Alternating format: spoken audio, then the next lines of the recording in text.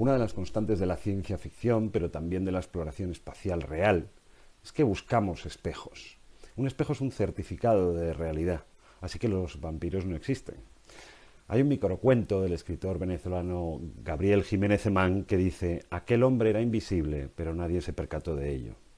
Hay una angustia profunda, que también es política, en la necesidad de corroboración ajena. De ahí que la invisibilización haya sido uno de los métodos represivos más eficaces a lo largo de la historia humana y que la exhibición pública, la visibilización, es un mecanismo obvio de subversión.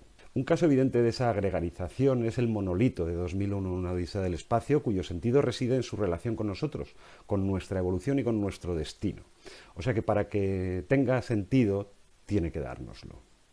En la primera parte de la novela de Stanislav Lem, Solaris, se resumen los estudios de la ciencia llamada solarística, es decir, los estudios desarrollados durante décadas sobre un planeta que parece corregir su órbita a voluntad, desafiando las leyes de la astrofísica, y en ellos se plasman esa necesidad de un encaje en coordenadas políticas, religiosas y científicas humanas. Ese objeto cósmico, ese planeta que desafía la comprensión, debe existir en función de nosotros, de nuestra ciencia o de nuestra fe, o lo que es lo mismo, en él se busca un refrendo del sentido de la humanidad.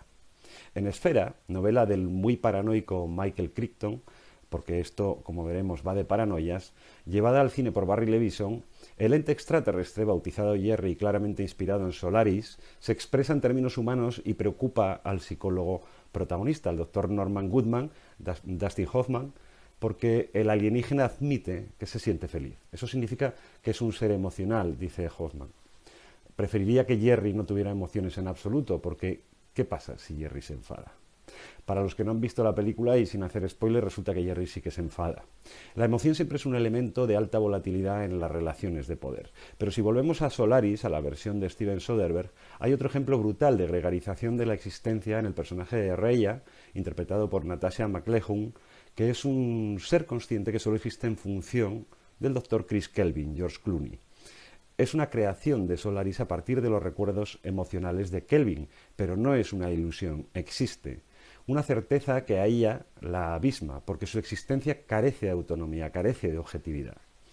En Goodbye Opie, el estupendo documental sobre los robots de exploración de Marte Opportunity y Spirit, programados para trabajar durante 90 días y que finalmente sirvieron materiales a la NASA durante años, esa necesidad de reconocimiento, el modo en que los autómatas obedecen e informan, se vuelve sobre sí misma y los dota de una existencia innegable. Las lágrimas de los científicos ante la muerte de los artefactos delatan la profundidad con que se fija esa alteridad, esa proyección de otro en el que reconocernos.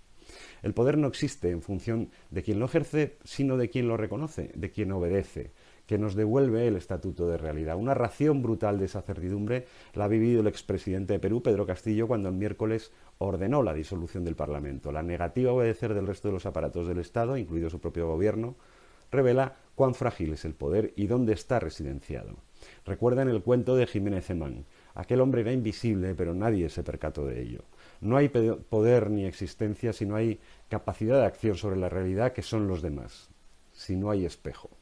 Por eso es tan importante si se ejecutan o no los nombramientos de magistrados del Constitucional que el Gobierno ha designado de acuerdo a la nueva norma. Y esa sencilla función nos permite también resolver cuestiones de actualidad como quién manda hoy en el Partido Popular o en Podemos. Basta con responder a esa simple pregunta.